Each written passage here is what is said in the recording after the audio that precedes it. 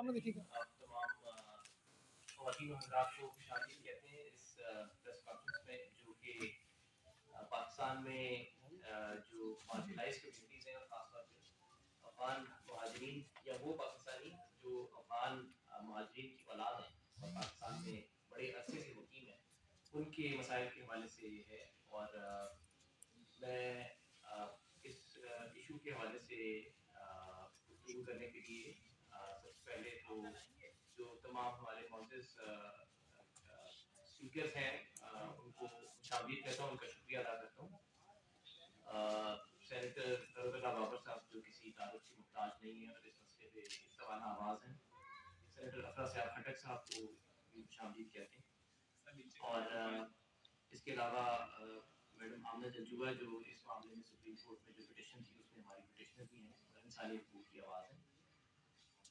Madam عصمت شاہ جہان ایک veteran activist ہیں، ان کو بھی خوشامدید کہتے ہیں۔ اے این پی کے جنرل سیکرٹری صاحب ہمارے پاس تشریف رکھتے ہیں، ان کے صاحب ان کے شکر گزار ہیں۔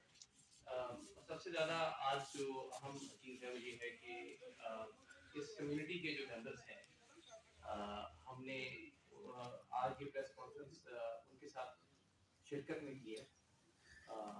ان میں سے بہت سے دوست جو اس کمیونٹی کی اس کی آواز ہم اٹھانے کی کوشش کر رہے ہیں وہ خود موجود ہیں اور وہ آج آپ سے خطاب کریں گے۔ تو وداؤٹ فردر اڈو میں سینیٹر فرد اللہ بابر صاحب کو دعوت دیتا ہوں کہ وہ مختصراً اس مسئلے کی جو اس وقت ہمیں درپیش ہے اس کے بارے میں کچھ مختصر گفتگو کریں، اور سپریم کورٹ میں جو ان کا مقدمہ تھا جس کی پیروی ہم کرتے رہے اس کے بارے میں بھی آپ کو بتائیں۔ بسم اللہ الرحمن الرحیم۔ شکریہ ایجوکیٹ عمر گیلانی صاحب نے سب کا تعارف کرایا۔ 2 یا 3 رہ گئے ہیں۔ ہماری human rights commission of Pakistan کی اسلام آباد کی وائس چیئر ہیں، کوآرڈینیٹر ہیں، یا نصیر اظہر صاحبہ، وہ بھی تشریف رکھتی ہیں، اور اے این پی کے انفارمیشن سیکرٹری بھی ہیں یہاں پہ، اور جو جیک بنی ہے joint action committee for refugees, اس کے جو چیف ہیں ڈاکٹر ریاض صاحب، وہ بھی بائیں طرف بیٹھے، اور افاسیاب خٹک صاحب اور ضعیف صاحب بھی ہیں جو افیکٹڈ جو پی ٹی ایم کے ہیں۔ تو یہ ایک بڑا تمام ان اسٹیک ہولڈر کا ایک مشترکہ ہم بات کر رہے ہیں۔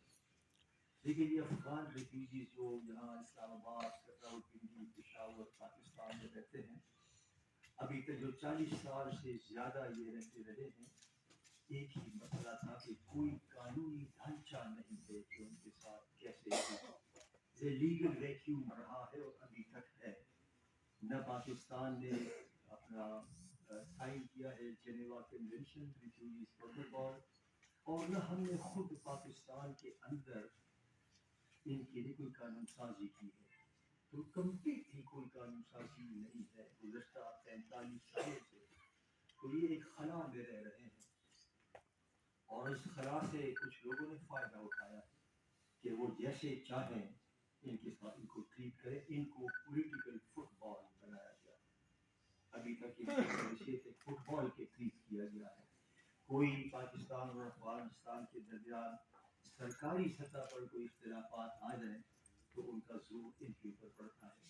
جب تعلقات بہتر ہو جاتے ہیں تو پھر یہ انصار و مہاجر کا تعلق ہوتا ہے، جب تعلقات خراب ہو جاتے ہیں کسی کی نظر میں تو پھر انصار مہاجر کا تعلق ختم ہو کر پھر یہ دہشت گردوں کا وہ بن جاتا ہے۔ تو یہ بٹوین دیز ٹو ان کے ساتھ، تو آپ کو یاد ہوگا کہ کیئر ٹیکر حکومت نے جب ان کی حکومت تھی انہوں نے فیصلہ کیا کہ سب کو 1 مہینے کے اندر واپس کر دیا۔ کبھی ایسا نہیں ہوا کہ آپ ملینز کے حساب سے لوگ جو آپ کے ملک میں بنا لے رہے ہیں ان کو آپ کہو کہ 1 مہینے کے اندر اپنے گھر بائنڈ اپ کر دو، اپنے بزنس بائنڈ اپ کر دو، اپنے بچوں کو اسکول سے نکال دو، آپ اسپتال میں ہو یا کہیں بھی ہو، 30 دنوں کے اندر اندر ان کو حکم دیا گیا کہ یہاں سے چلے جاؤ۔ حکم تھا، کچھ لوگ گئے اور ان کو وہاں بھیجنے سے جو ہمارا سرکاری بیانیہ تھا وہ یہ تھا کہ یہ لوگ دہشت گرد ہیں، پاکستان میں جو بموں کے دھماکے ہو رہے ہیں یہ اس کے ذمہ دار ہیں۔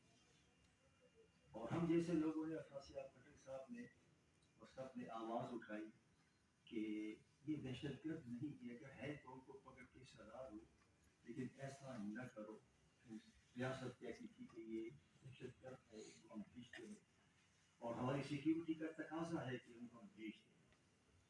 اور ہم جیسے لوگ یہ کہتے تھے کہ جب ان کو آپ سردی کے موسم میں بیاسرا بھیجو گے, اور وہاں طالبان کی حکومت آئی تھی, تو آپ ان کو گولی کی طرف بھجوا رہے ہیں. اور پھر یہ مجبوراً یہ خود ان میں سے کچھ لوگ دہشت گردوں میں شامل ہو جائیں گے, اور آپ کا جو بیانیہ ہے کہ آپ کی سیکیورٹی کے لیے کر رہے ہیں, آپ کو الٹا ان سیکیورٹی کا لگے. تو میں شکر گزار ہوں کہ عمر گیلانی صاحب ہمارے وکیل تھے, اور ہم سپریم کورٹ میں بڑی محنت کے ساتھ انہوں نے یہ کیس لڑا. اس کا صرف فائدہ یہ ضرور ہوا کہ حکومت نے کہا کہ ہم کسی کے ساتھ زیادتی نہیں کریں گے. ہمارے لیے آواز بھی اس وقت کافی تھی کہ حکومتی سطح پر کہا گیا کہ کوئی زیادتی نہیں ہوگی, تو گویا دروازہ تھوڑا کھلا تھا. لیکن اب جو ہے, اب صورتحال مختلف ہو گئی. اب یہ ہوا ہے کہ ٹرمپ صاحب نے اعلان کیا ہے کچھ افغان مہاجرین کو انہوں نے لینا تھا اپنے ملک میں, مغربی ممالک نے لینا تھا.